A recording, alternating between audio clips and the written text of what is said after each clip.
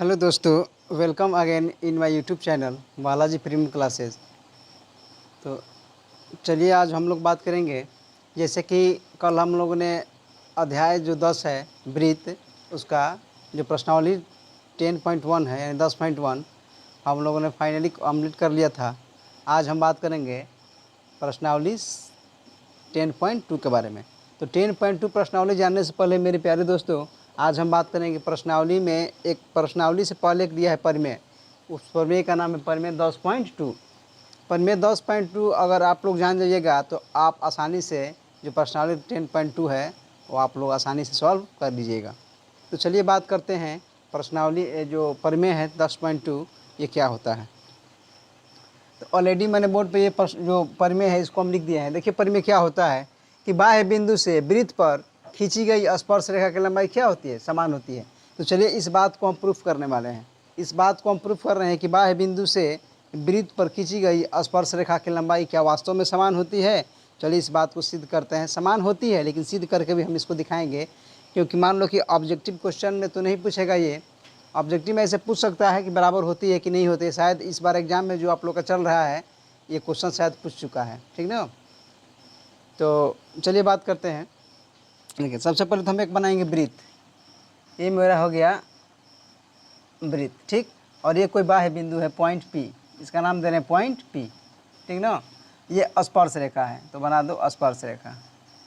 ये क्या स्पर्श रेखा और ये एक ये स्पर्श रेखा, ठीक। इसका नाम दे रहे हैं ए और बी, ठीक ना, ए और बी। ये मेरा हो गया वृत्त का केंद्र, वृत्त का केंद्र, इसका नाम दे रहे हैं हम ओ।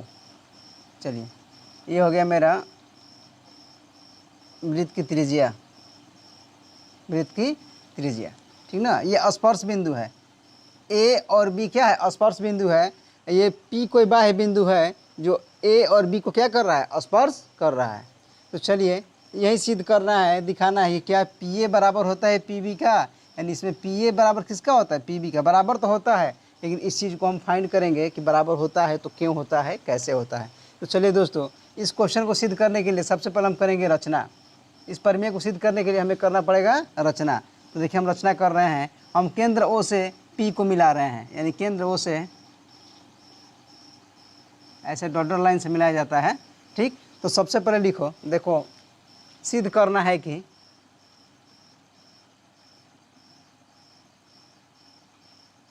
सिद्ध करना है कि पी ए बराबर पी बी, पी ए बराबर पी बी। यही तो बाह्य बिंदु है ना, यही क्या है बाह्य बिंदु। इसी लंबाई को हमें क्या दिखाना है, बराबर दिखाना है। तो चलिए हाँ, ये पी ए और बराबर पी बी मेरे प्यारे बच्चों तभी होगा जब ये दोनों त्रिभुज पी ओ ए और पी ओ बी आपस में सर्वांगसम होंगे। तो सर्वांगसम कैसे होता है, तो सबसे पहले हम कल आप लोग को एक प्रमेय बताए थे कि वृत्त की त्रिज्या जो होती है स्पर्श बिंदु पर 90 डिग्री का कोण बनाती है। तो ये देखिए ये ओ बी क्या है, वृत्त की त्रिज्या है, तो ओ बी स्पर्श बिंदु पर कितना बनाएगी, ये 90 डिग्री। ये हो जाएगा मेरा 90 डिग्री। ये भी वृत्त का त्रिज्या है ओ ए, ये मेरा ए क्या है, स्पर्श बिंदु है, तो ये भी कोण कितना हो जाएगा 90 डिग्री, ठीक। ओ ए 90 डिग्री के वृत्त की त्रिज्या स्पर्श बिंदु पर लंब होती है 90 डिग्री, ये भी हो जाएगा 90 डिग्री। अब चलिए अब देखिए बात यहाँ पर ये हो रहा है कि यहाँ पर मेरा दो त्रिभुज निर्माण हो गया, वो भी दोनों समकोण त्रिभुज, एक समकोण त्रिभुज पी ओ ए, एक पी ओ बी। चलिए लिख रहा प्रमेय, सबसे पहले लिख रहा प्रमेय, प्रमेय 10.1 से, प्रमेय 10.1 से, यानी कि जो मेरा ओ ए है लंब किस पर है, ए पी पर, ओ ए लंब ए पी साइड पर। उसके बाद ओ बी लंब किस पर है, पी बी पर, ठीक। कितना डिग्री, तो 90 डिग्री, ठीक ना, 90 डिग्री। अब चलिए अब हम एक एक करके त्रिभुज, एक बार ये लेंगे एक ये लेंगे और दोनों त्रिभुज को सर्वांगसम दिखा देंगे। मेरे प्यारे दोस्तों, जब दो त्रिभुज सर्वांगसम होते हैं तो उसका सब कुछ बराबर होता है, प्रत्येक कोण प्रत्येक साइड आपस में क्या होंगे, इक्वल होते हैं। तो इसी से सहायता से हम क्या करेंगे, इसको हम प्रूफ करके दिखाएंगे। तो चलिए हम लेंगे त्रिभुज, त्रिभुज ए ओ पी, त्रिभुज ए ओ पी व त्रिभुज त्रिभुज पी ओ बी में, यानी बी ओ पी में, ए ओ पी व बी ओ पी में, ठीक। देखिए सर्वांगसम दिखाइए इसको। हाँ, इसमें देखिए तो पहले इसमें रचना लिख लीजिए, ठीक ना। रचना छूट गया है, रचना में यहाँ पर देखो लिख ले रहे हैं रचना। रचना में एक बात छूट गया है दोस्तों, हाँ लिख देना, केंद्र ओ से बाह्य बिंदु, केंद्र ओ से बाह्य बिंदु P को मिलाया, P को मिलाया। हाँ, ये रचना इसके बाद सिद्ध करना है, के बाद रचना लिखना है, उसके बाद परिमेय 10.1 से OA लंब AP, OP लंब, OB लंब, PB, ठीक ना। उसके बाद त्रिभुज AOP व त्रिभुज BOP में। तो सबसे पहले देखिए हमको एक चीज़ दिखाई दे रहा है कि जो OP है, OP त्रिभुज इसमें भी है और इसमें भी, यानी OP साइड दोनों त्रिभुज में क्या है मेरा, उभयनिष्ठ है। देखिए OP, AOP और BOP, इस त्रिभुज का बात कर रहे हैं तो अभी OP आ रहा है, और इस त्रिभुज का बात कर रहे हैं तो अभी मेरा क्या आ रहा है, OP आ रहा है, यानी कि OP दोनों त्रिभुज में क्या है, उभयनिष्ठ है। तो कह सकते हैं OP बराबर OP उभयनिष्ठ, उभयनिष्ठ भुजा, उभयनिष्ठ भुजा हो गया, ठीक। उसके बाद OA बराबर OB, एक ही वृत्त की त्रिज्या, एक ही वृत्त की त्रिज्या, ठीक।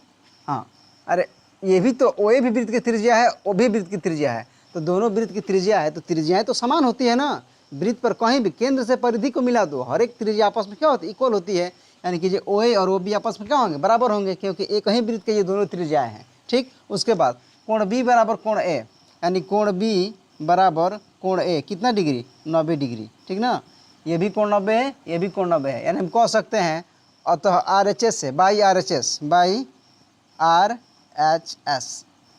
RHS से, हाँ जब समकोण त्रिभुज होता है, समकोण त्रिभुज में सर्वांग सम दिखाएंगे तो बाई RHS से, क्योंकि इसका एक कोण कितना डिग्री है, 90 डिग्री है। तो हम कह सकते हैं कि जो त्रिभुज है, त्रिभुज AOP सर्वांग सम होगा त्रिभुज POB का। मेरे दोस्तों जब ये दोनों त्रिभुज आपस में सर्वांग सम हो गए तो बाई CPCT से लिख दो, CPCT से। CPCT का मतलब होता है कि अगर दो त्रिभुज सर्वांग सम होते हैं तो उसका सब कुछ बराबर होता है, कोण बराबर होगा और सभी भुजा क्या होंगे, बराबर होंगे। तो दोस्तों जब ये त्रिभुज और ये त्रिभुज दोनों आपस में सर्वांग सम हो गए, यानी हम कह सकते हैं कि मेरा AP बराबर क्या हो जाएगा, AP बराबर PB, AP बराबर PB। तो यही हमको सिद्ध करना था, जो हम फाइनली प्रूव कर दिए, P और, ठीक ना। AP किसके बराबर होगा, PB का। OA बराबर OB, ठीक ना। प्रत्येक साइड और प्रत्येक कोण आपस में इक्वल होंगे, यही होता है कि बाह्य बिंदु से वृत्त पर खींची गई स्पर्शरेखा की लंबाई क्या होती है, समान होती है, जो फाइनली हम क्या कर दिए, सिद्ध कर दिए। इस क्वेश्चन को सिद्ध करना शायद आप लोग समझ गए होंगे। ये क्वेश्चन भी हो सकता है 2 नंबर में उठाकर पूछ दे, पर में भी पूछ देता है बहुत बार, ठीक ना।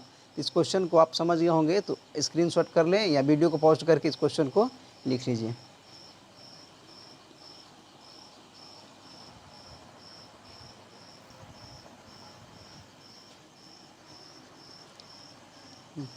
तो चलिए दोस्तों बात करने वाले हैं हम, अब प्रश्नावली पर आ गए, ठीक ना। प्रश्नावली 10.2, चलिए देखिए, ये 1 से लेकर 3 तक इसमें बहुविकल्पीय प्रश्न दिए गए हैं, ठीक ना।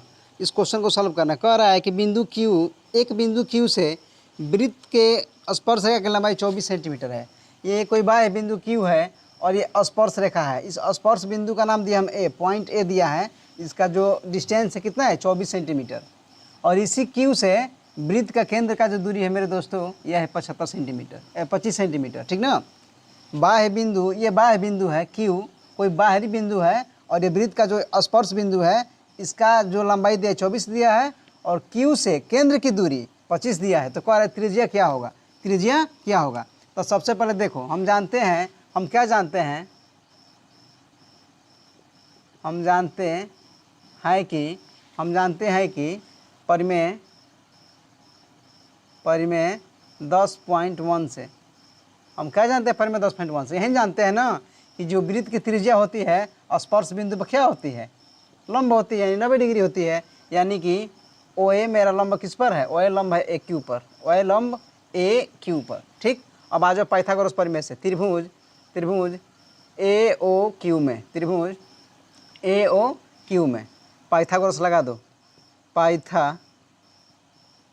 पाइथागोरस परिमेय से, पाइथागोरस परिमेय क्या होता है, यानी कि सबसे बड़ी भुजा का स्क्वायर, यानी कि OQ का स्क्वायर हाँ यानी 25 का स्क्वायर, 25 का स्क्वायर बराबर 24 का स्क्वायर प्लस ये त्रिज्या निकालना है ना, यानी आर का स्क्वायर, यानी 25 25 625 बराबर 576 प्लस आर स्क्वायर। घटाओ तो 625 minus 576, 576 equal to r square, ठीक ना। ये कितना हो जाएगा 9, ये मेरा कितना हो जाएगा, ये हो गया कितना, यानी 49 बराबर आर स्क्वायर। यानी से दोस्तों चूँकि आर बराबर जाएगा √49, यानी कि आर का माना गया 7 सेंटीमीटर। यही त्रिज्या मेरा जो है फाइनली कितना आ गया 7 सेंटीमीटर। तो ये ऑब्जेक्टिव क्वेश्चन था। इस ऑब्जेक्टिव क्वेश्चन के लिए इतना तामझाम नहीं करना है एग्जाम में। इतना तामझाम करेगा, अगर 1 नंबर क्वेश्चन है ऑब्जेक्टिव में देगा तो इतना तामझाम करेगा ना, इतना तामझाम करेगा तो एक क्वेश्चन तो बनेगा तुमसे, 5 मिनट टाइम लगेगा। लेकिन बच्चों एक बात ध्यान रखना, 1 घंटा में मात्र 50 क्वेश्चन करना है। तो जब ऐसे ऐसे क्वेश्चन में, नॉर्मल क्वेश्चन में आप लोग इतना टाइम लेंगे तो आप 1 घंटा में शायद 50 क्वेश्चन सॉल्व नहीं कर पाएंगे। तो देखो ये ट्रिपलेट होता है, ये क्या होता है ट्रिपलेट। ये बड़ी भुजा 25 है, ये 24 है, तो कुछ मत लगाओ, 25 25 हाँ 625 माइनस 576 और बराबर 49, यानी क्या हो जाएगा 7 सेंटीमीटर। डायरेक्ट मारो, डायरेक्ट मारो, पेन फ्री सवाल करो। इस तरह क्वेश्चन ऐसे ही किया जाता है दोस्तों। तो चलिए शायद आप लोग समझ गए होंगे। अब हम बात करते हैं क्वेश्चन नंबर 2 के बारे में, ठीक ना। चलिए क्वेश्चन नंबर 2 क्या है देखो।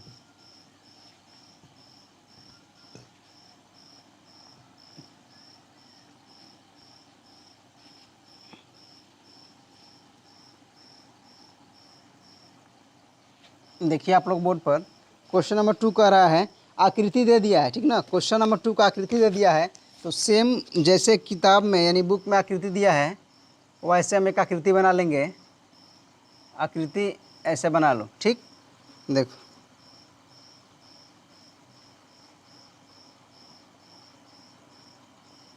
ये मेरा केंद्र है, ओ केंद्र है, ठीक। ये मेरा P दिया है, यहाँ पर T दिया है और यहाँ पर दिया है दोस्तों Q, ठीक। ये कोणवा दिया है 110 डिग्री। कितना डिग्री 110 डिग्री। तो क्या हमसे पूछ रहा है, हमसे पूछ रहा है कि हाँ दिया है, सबसे पहले लिख दो, दिया है क्वेश्चन नंबर 2 ऑब्जेक्टिव क्वेश्चन है, आसान क्वेश्चन है।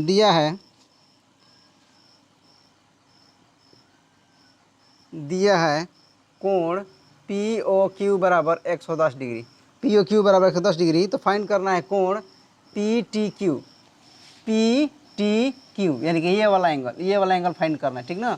ये वाला एंगल फाइंड करना है। तो चलिए देखिए इस क्वेश्चन में ज़्यादा टाइम मत, तो बहुत आसान क्वेश्चन है, ऑब्जेक्टिव क्वेश्चन है ना। एक ऑब्जेक्टिव क्वेश्चन में 10 से 15 सेकंड से ज़्यादा टाइम लिया तो बहुत दिक्कत हो जाएगा, क्योंकि इससे ज़्यादा टाइम नहीं मिलेगा। देखो सबसे पहले हम क्या जानते हैं, ये तो मेरा चतुर्भुज है ना PTOQ। हाँ हम जानते हैं कि हम जानते हैं कि चतुर्भुज के चारों कोणों का योग 360 डिग्री होता है।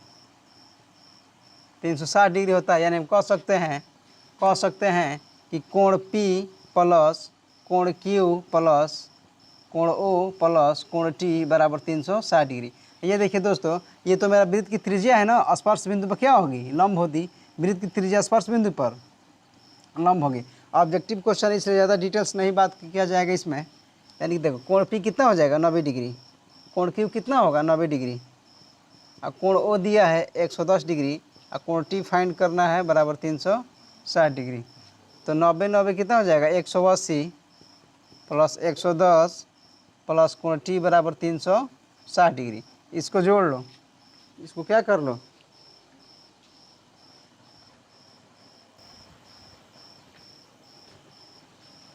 तो चलिए देखिए आप लोग ये कितना हो जाएगा 180 प्लस 110 कितना हो जाएगा, ये हो जाएगा 0, ये 9, ये 290 और प्लस कोण T बराबर 360 डिग्री। यानी कि कोण T आ जाएगा यहाँ से 360 माइनस 290, यानी फाइनली कितना आ जाएगा 70 डिग्री। कितना आ जाएगा 70, यानी इसलिए कोण T बराबर कितना आ गया 70 डिग्री। तो फाइनली ये मेरा कोण T कितना आ गया 70 डिग्री। हाँ तो ऑप्शन में देख लो कौन सा ऑप्शन 70 डिग्री है। ये क्वेश्चन नॉर्मल क्वेश्चन है, ये सब क्वेश्चन आसान है। चलिए लिखिए, इस क्वेश्चन को लिखिए तब तक।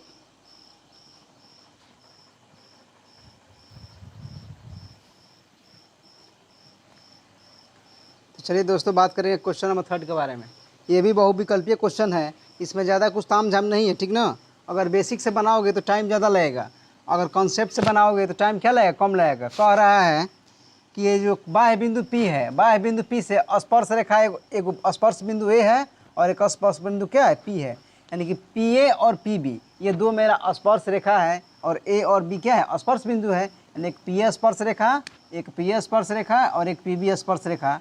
ये दोनों स्पर्श रेखा परस्पर एक दूसरे से 90 डिग्री के कोण पर झुकी हुई है। यानी ये स्पर्श रेखा और ये दोनों परस्पर 90 डिग्री के 80 डिग्री के कोण पर क्या हुई है, झुकी हुई है, ठीक ना। तो कह रहा है कोण क्या ज्ञात करना है दोस्तों। देखो जो जो दिया है हम लिख दे रहे हैं। दिया गया है PA व PB दो स्पर्श रेखा हैं, दो स्पर्श रेखा हैं जो परस्पर 80 डिग्री के कोण पर झुके हैं। ये 80 डिग्री कोण पर क्या है, झुके हैं। अब कह रहा है इसमें एक और बात कि इसमें ज्ञात करना है POA, यानी कि POA बराबर क्या होगा, फाइंड POA। यानी कि मेरे दोस्तों यहाँ से एक ऐसी रेखा हमें ड्रॉ करना पड़ेगा, ठीक ना। ऐसी रेखा जब तक ड्रॉ नहीं करेंगे तो कहाँ से PAO आएगा, यानी कि POA यानी ये वाला एंगल फाइंड करना है, ठीक ना, ये वाला एंगल, ठीक। चलिए देखिए, अब इसको करने के लिए हमें इस त्रिभुज को करना पड़ेगा सर्वांगसम। यानी एक ये त्रिभुज और एक त्रिभुज, दोनों त्रिभुज को सर्वांगसम दिखाएंगे। जब त्रिभुज सर्वांगसम होगा तो इसका दोनों कोण आपस, ये वाला कोण ये कोण बराबर होगा, इसका ये कोण बराबर होगा, यानी प्रत्येक कोण आपस में, इसका ये कोण क्या होगा, आपस में बराबर होगा। इस तरह प्रक्रिया करने के बाद एक क्वेश्चन सॉल्व होगा दोस्तों। तो चलिए देखते हैं, ठीक ना। देखिए ये वृत्त की त्रिज्या स्पर्श बिंदु पर 90 डिग्री, परिमेय 10.1 से वृत्त की त्रिज्या स्पर्श बिंदु पर कितना डिग्री, 90 डिग्री। तो लिख दो परिमेय 10.1 के अनुसार, परिमेय 10.1 के अनुसार। यानी कि जो मेरा OA है लंब किस पर होगा, AP पर, AP व OB लंब होगा किस पर, BP पर, BP, ठीक, 90 डिग्री, ठीक ना। अब आइए बात करते हैं, एक समकोण त्रिभुज ये ले लो, एक समकोण त्रिभुज ले लो ए। लिखेंगे त्रिभुज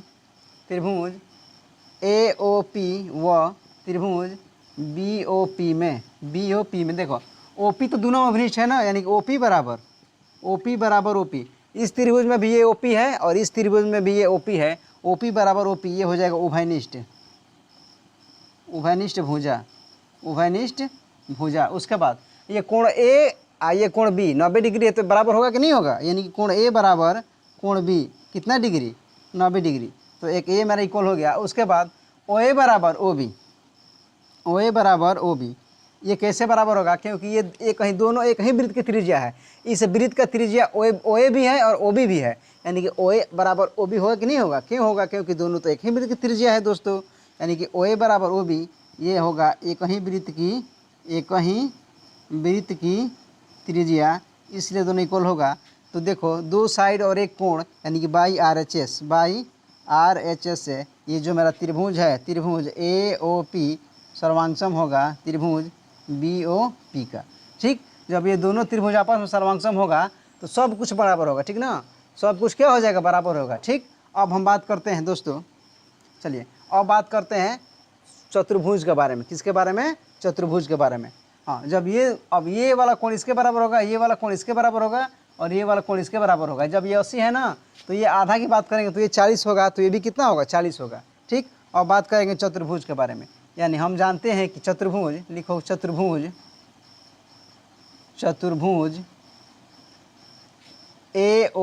AOBP में, यानी चतुर्भुज के चारों कोणों का योग कितना होता है, 360 डिग्री। यानी कि कोण A प्लस कोण B प्लस कोण O और प्लस कोण P बराबर 360 डिग्री। तो A कितना है, 90 डिग्री, कोण B कितना है, 90 डिग्री, और कोण O तो फाइंड करना है ना। हाँ, और कोण पी कितना है 80 डिग्री, अब प्लस कोण ओ, ये तो ओ निकलना है, पी तो दिया है 80 डिग्री बराबर 360 डिग्री। देखो 90 90 80, 90 90 180, 180 80 कितना हो जाएगा 260, यानी कि हो जाएगा मेरा 260 प्लस कोण ओ बराबर 360। तो दोस्तों कोण ओ बराबर आ गया 360 माइनस 260, यानी कि कोण ओ बराबर आ जाएगा मेरा कितना डिग्री 100 डिग्री, कितना 100 डिग्री। जब ये कोण ओ 100 डिग्री होगा, जब कोण ओ 100 डिग्री यानी पूरा ही इसका बात कर रहा है, इस पूरा ये पूरा 100 डिग्री आया, कितना आया 100 डिग्री, ये पूरा कोण आया 100 डिग्री, लेकिन हमको लेना है यही लेना है ना, जो पूरा 100 है तो ये 50 होगा, तो ये 50 होगा, तभी मिलकर 100 बनाएगा। तो चलिए अगर अब हम बात करें जो फाइंड करना है, क्या फाइंड करना है पी ओ ए, यानी कि अतः कोण पी ओ ए बराबर हो जाएगा, कोण पी ओ ए बराबर यानी कोण ओ बाई 2, कोण ओ का क्या हो जाएगा आधा हो जाएगा, ठीक ना। ये बड़ा वाला कोण ये पूरा ले लो, कोण ओ क्या है ये बड़ा है, ये वाला ये कोण ओ है, ठीक ना, ये वाला कोण ओ है ये। अगर हम आधा का बात कर रहे हैं पी ओ ए का, तो ये बड़का का आधे ना ये वाला आएगा, यानी कि आ जाएगा यहाँ से कोण पी ओ ए बराबर, कोण ओ आया है हमारा कितना डिग्री 100 डिग्री, और 100 का हाफ करेंगे तो इसलिए आ जाएगा कोण पी ओ ए बराबर आ गया 50 डिग्री। यही मेरा फाइनली आंसर कितना आ गया 50 डिग्री। जब ये 50 होगा दोस्तों तो ये भी कितना होगा 50 डिग्री, तभी तो दोनों मिलाकर 100 डिग्री होगा। तो फाइनली आंसर यही लाना था, पी ओ ए कितना डिग्री 50 डिग्री। बहुत बड़ी प्रक्रिया है, इतना प्रक्रिया करना नहीं है, ये तो ऑब्जेक्टिव है ना। अगर 2 नंबर पूछेगा तो ये सब प्रक्रिया करके दिखाना है एग्जामिनर को। अगर ऑब्जेक्टिव में आया तो इतना प्रक्रिया करेगा, तुम समझो इतना प्रक्रिया करेगा तो टाइम ज़्यादा लगेगा, प्लस में ये क्वेश्चन करने का तरीका कोई नहीं हुआ। ऑब्जेक्टिव के लिए हाँ, सब्जेक्टिव के लिए सही है, ऑब्जेक्टिव के लिए करना है बच्चों, सबको जोड़ लो 90 90 180 180 80 260, और 260 में से 360 में से 260 खाता 100 डिग्री। जब पूरा 100 होगा दोस्तों तो ये 50 नहीं होगा आधा, जब पूरा बड़का 100 होगा तो आधा छोटा कितना होगा 50 डिग्री। बस मुँह से बना लो, कोई पेन की जरूरत नहीं इसमें। तो चलिए इस क्वेश्चन को लिख लीजिए।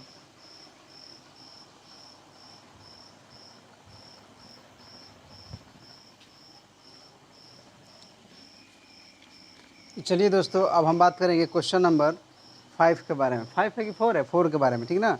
ये भी बहुत एग्जाम की दृष्टि से अच्छा क्वेश्चन है।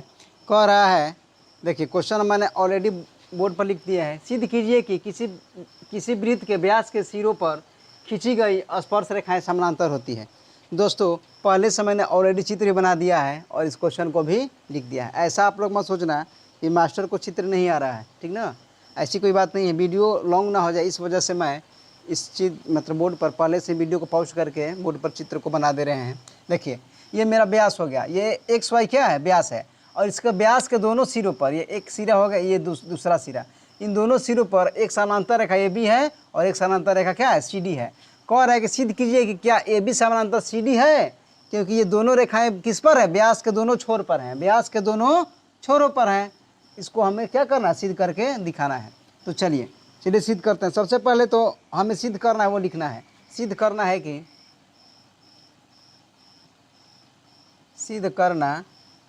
कि ए बी समानांतर सी डी। क्या सिद्ध करना है ए बी समानांतर सी डी, ए बी समानांतर सी डी है कि नहीं है, क्योंकि ये दोनों रेखाएं इस वृत्त के दोनों सिरों पर हैं, ठीक ना। ये ओ केंद्र वाला कोई वृत्त है, ठीक। अब बात करते हैं, हम जानते हैं, देखिए हम जानते हैं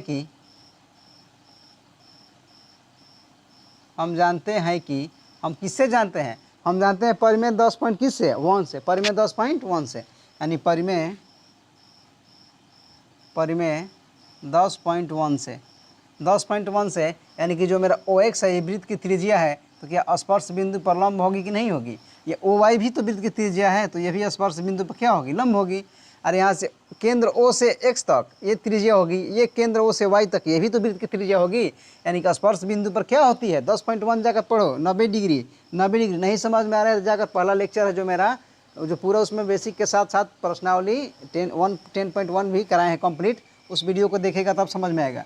यानी वृत्त की त्रिज्या स्पर्श बिंदु पर 90 डिग्री, वृत्त की त्रिज्या स्पर्श बिंदु पर 90 डिग्री, यानी कि लिख दो यहाँ पर, लिखो ऐसे लिखो कि जो मेरा ओ एक्स लंब है किस पर, ओ एक्स लंब है, क्या लिखेगा ओ एक्स यानी ओ एक्स लंब है किस पर ए बी पर, ए बी ओ एक्स लंब ए बी। उसके बाद अगर हम कहने को ये भी कह सकते हैं कि मेरा एक्स ओ बी यानी कि ओ एक्स बी ऐसे भी लिख लो, या कोण कोण ओ एक्स बी बराबर कितना डिग्री, 90 डिग्री।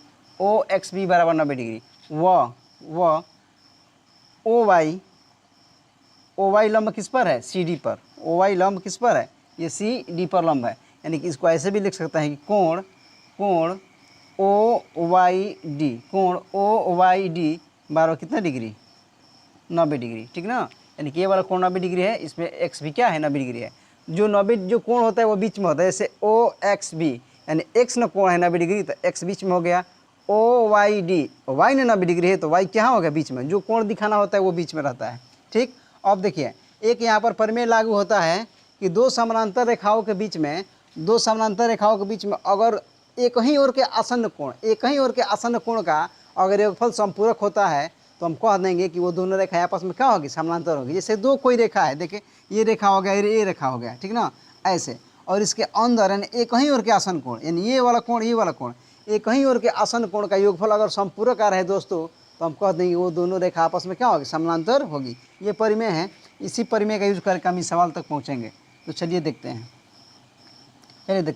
हम बात कर रहे हैं इस दोनों को जोड़ दो, ठीक ना, इसको जोड़ो, ठीक। दोनों क्या कर लेंगे, हम जोड़ देंगे। लिखेंगे चूँकि कोण ओ एक्स बी प्लस कोण ओ वाई डी बराबर क्या हो जाएगा, यानी इसका मान कितना है, 90 डिग्री ना। यानी कि 90 प्लस 90 बराबर कितना आ गया, 180 डिग्री। कितना आ गया, 90 प्लस 90 बराबर 180 डिग्री। देखिए ये वाला एंगल इन दोनों का सम कितना आ रहा है, 180 डिग्री। यानी कि हम कह सकते हैं दोस्तों,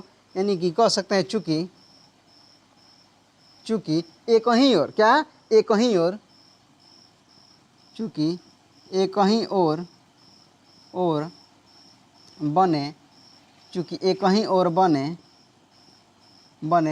देखो ये भी एक ही साइड में है, इसी साइड में है, ये भी क्या इसी साइड में है, और दोनों के ऊपर क्या हो रहा है, 90 डिग्री। एक ही ओर बने अंत आसन्न कोण कोणों का योग संपूरक, यानी कितना, 180 डिग्री संपूरक है।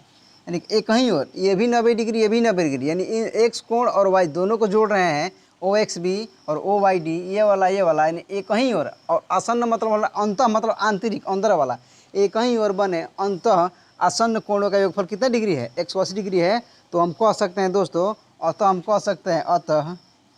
अतः जो मेरा ए बी है समानांतर क्या होता है, सी डी होगा। यही हमको क्या करना था, ठीक ना। ये परिमेय होता है कि एक ही ओर के अंत आसन्न कोण का फल अगर 180 डिग्री आ गया, यानी संपूरक आ गया, तो हम कह देंगे कि ये जो दोनों रेखाएं हैं क्या होंगे, समानांतर होंगे। तो चलिए इस क्वेश्चन को लिख लीजिए।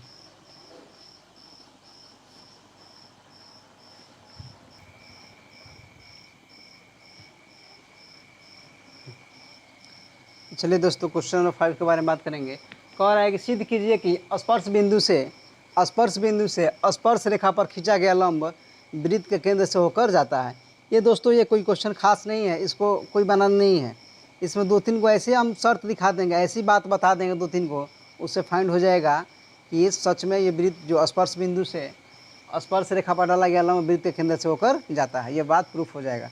तो चलिए सबसे पहले हम एक सुंदर सा वृत्त बनाएंगे, ठीक ना, एकदम सुंदर सा वृत्त, ठीक। अब कह रहा है कि सिद्ध कीजिए कि स्पर्श बिंदु से, ये मेरा हो गया स्पर्श बिंदु और ये हो गया मेरा स्पर्श रेखा, ठीक। सिद्ध कीजिए कि स्पर्श बिंदु से स्पर्श रेखा पर खींचा गया लंब, ठीक ना, स्पर्श बिंदु से स्पर्श रेखा, ये मेरा कोई रेखा हो गया, इसका नाम हम दे रहे हैं एक्स वाई। क्या नाम दे रहे हैं, एक्स वाई। ये स्पर्श रेखा है और ये मेरा स्पर्श बिंदु है, इसका नाम दे रहे हैं हम पी। स्पर्श बिंदु से सिद्ध कीजिए कि स्पर्श बिंदु से स्पर्श रेखा पर, हाँ, इस पर लंब डालो, इस पर क्या डालो, लंब 90 डिग्री। यानी ये तो मेरा केंद्र हो जाएगा ना दोस्तों, ये तो वृत्त का केंद्र हो गया, और केंद्र से ये परिधि क्या हो जाएगा, त्रिज्या। ये तो मेरा हो गया त्रिज्या, ठीक। और लंब, ये लंब का भी काम कर रहा है, देखो ऐसे लंब डालो, ठीक। ये लंब मान लो इसका नाम है पी क्यू, पी से क्यू तक लंब डाल दिया, कितना डिग्री, 90 डिग्री, ठीक ना। देखो ये कोई स्पर्श बिंदु है, ये एक्स वाई कोई स्पर्श रेखा है। कह रहा है कि सिद्ध कीजिए कि स्पर्श बिंदु से इस स्पर्श रेखा पर ये जो लंब डाला गया है पी क्यू मेरा लंब है। पी क्यू क्या है? लंब है। कितना डिग्री? 90 डिग्री। तो यही सिद्ध करना है कि जो पी क्यू लंब है वो वृत्त के केंद्र से होकर जाता है। ये मेरा केंद्र है, इसका नाम दे रहे हैं ओ। ठीक ना। तो चलिए दोस्तों, तो सिद्ध करना है कि, लिखो, सिद्ध करना है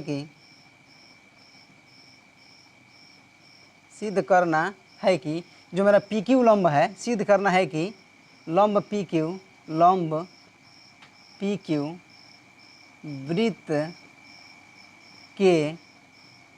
वृत्त के केंद्र ओ से जाता है।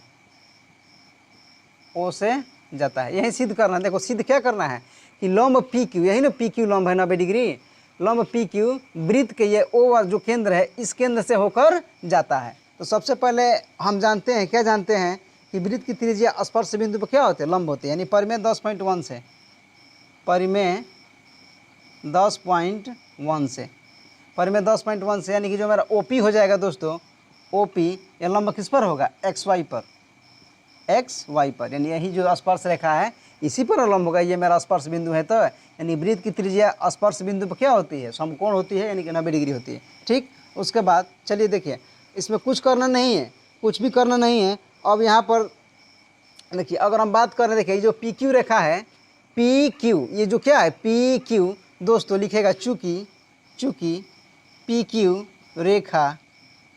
रेखा पर वृत्त की त्रिज्या समाहित है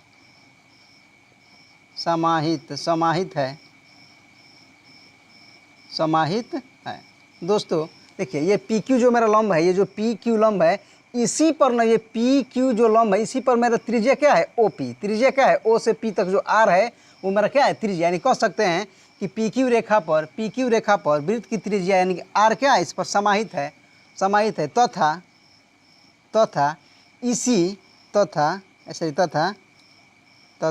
इसी पी क्यू रेखा पर वृत्त का केंद्र है। वृत्त का क्या है? केंद्र है।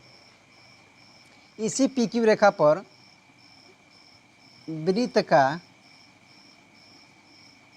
केंद्र भी समाहित है। अतः हम कह सकते हैं, अतः स्पर्श बिंदु से स्पर्श रेखा पर खींचा गया लंब केंद्र से होकर जाता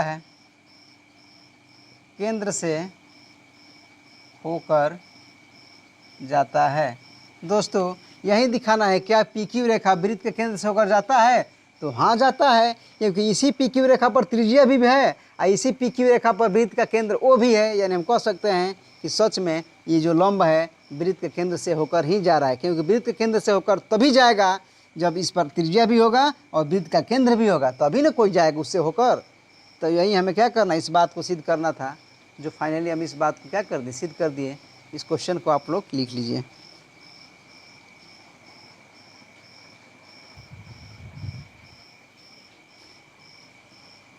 चलिए दोस्तों, बात करें क्वेश्चन नंबर 6 के बारे में। 6 के बारे में क्वेश्चन नंबर, तो क्वेश्चन नंबर 6 कुछ खास नहीं है।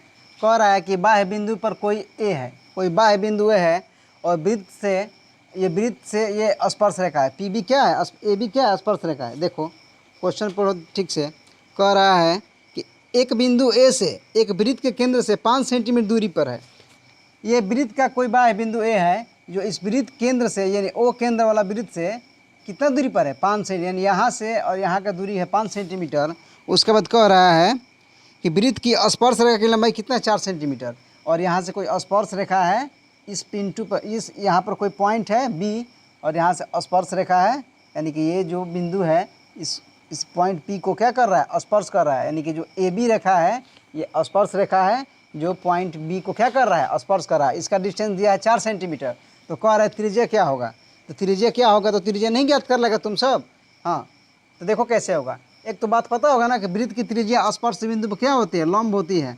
इस बात को गांठ बांध ले बढ़िया से, ठीक ना। हमेशा बार बार यही लगेगा कि वृत्त की त्रिज्या स्पर्श बिंदु पर लंब, वृत्त की त्रिज्या स्पर्श बिंदु पर लंब होती है। तो होती है। सूर्य पूरब से पश्चिम हो जाएगा, ठीक ना, लेकिन ये वाला बात गलत नहीं होगा, यही बात रख रहे। जैसे सूर्य पूर्व में उगता है तो उगता है, पश्चिम में अस्त होता है तो होता है, इस बात को कोई टाल नहीं सकता है। उसी प्रकार ये वृत्त की त्रिज्या स्पर्श बिंदु पर लंब होती है तो होती है, ये बात आप लोग क्या कर लीजिए, अच्छे से गांठ मान लीजिए। चलिए अगर हम बात करेंगे परिमेय, परिमेय 10.1 से 10.1 से ये मेरा जो ओ बी है लंब होगा किस पर, ए बी पर, लंब मतलब 90 डिग्री, ठीक ना। अब आ जाओ त्रिभुज ए ओ बी में, त्रिभुज ए ओ बी में पाइथागोरस लगा दो, पाइथागोरस परिमेय से। पाइथागोरस परिमेय क्या कहता है, यानी कि बड़ी भुजा का स्क्वायर यानी कि 5 का स्क्वायर बराबर हो जाएगा 4 का स्क्वायर प्लस त्रिज्या कितना है आर, यानी आर का स्क्वायर। तो 5 25 4 4 का 16 प्लस आर स्क्वायर, ये 25 ये प्लस का इधर आएगा तो हो जाएगा माइनस का बराबर आर स्क्वायर। तो 25 में से 16 गया कितना हो जाएगा 9 बराबर आर स्क्वायर। दोस्तों तो यहाँ से आर बराबर आ जाएगा मेरा, स्क्वायर हटेगा तो चढ़ेगा अंडर रूट, यानी कि आर बराबर कितना आ गया 3 सेंटीमीटर। ये फाइनली मेरा कितना आ गया 3 सेंटीमीटर, ठीक ना। तो यही निकालना था त्रिज्या ओ बी, ठीक। तो आसान क्वेश्चन है, यानी बड़ी भुजा का स्क्वायर ओ ए का स्क्वायर यानी 5 का स्क्वायर बराबर होता है ओ बी का स्क्वायर प्लस ए बी का स्क्वायर, यही ना पाइथागोरस परिमेय होता है। तो यहाँ से हमने फाइनली त्रिज्या का मान कितना निकाल दिया 3 सेंटीमीटर। तो चलिए